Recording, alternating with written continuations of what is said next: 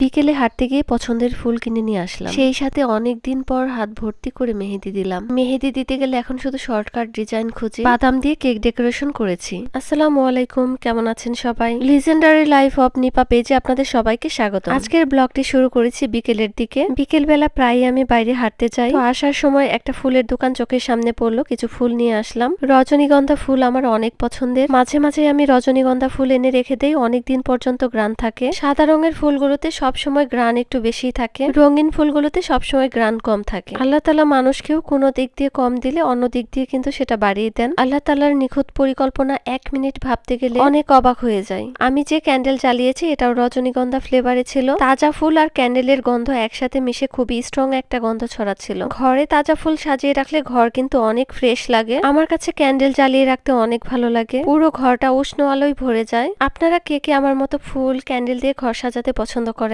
আজকে সকালবেলায় একটা টাপ কেক বানিয়েছিলাম, তারপর সেটা ফ্রিজে রেখে দিয়েছিলাম ক্রিম সেট হওয়ার জন্য। এখন সন্ধ্যাবেলা বের করলাম, বাচ্চাদের খেতে দিব তাই। সেই সাথে একটু বাদাম কুচি করেও ছড়িয়ে দিলাম উপর দিয়ে, খুব সুন্দর লাগছিল দেখতে। আমি ক্রিমে কালার দিতে একদমই পছন্দ করি না, সবসময় হোয়াইট রাখি। আরহাম ক্রিম কেক খেতে অনেক বেশি পছন্দ করে, এজন্য আমাকে ঘরেই বানিয়ে রাখতে হয়। বাচ্চারা কেক আইসক্রিম এই টাইপের খাবারগুলো খেতে একটু বেশিই পছন্দ করে। ও যেহেতু সবসময় খেতে পছন্দ করে এজন্য আমি সুগার ফ্রি ক্রিমটা ইউজ করি। হোয়াইট ক্যান্ডেল, হোয়াইট ফ্লাওয়ার এবং হোয়াইট কেক সবকিছু মিলেমিশে ডেকোরেশনটা অনেক সুন্দর লাগছিল। এরপর আমি তালের বড়া বানাচ্ছিলাম। সন্ধ্যাবেলা গরম গরম ভাজা এই টাইপের খাবারগুলো খেতে অনেক ভালো লাগে। আমাদের সবারই ঝাল খাবার পছন্দ, তারপরও মাঝে মাঝে মিষ্টি খাবারগুলো বানাই। তালের রস আমার ফ্রিজে সবসময় ফ্রোজেন করা থাকে। তালের রস দিয়ে এক এক সময় এক এক আইটেম তৈরি করে থাকি। বিকেলের দিকে আমি হালকা পাতলা কাজগুলোই করে থাকি বেশি। ঘরটা একটু সাজানো, সন্ধ্যার নাস্তা বানানো এগুলোই করা হয়। রান্না বান্নার কাজগুলো আমি সবসময় দুপুরের আগেই শেষ করে ফেলার চেষ্টা করি। আমার কাছে কেন জানি রাতে রান্না বান্না একদমই ভালো লাগে না।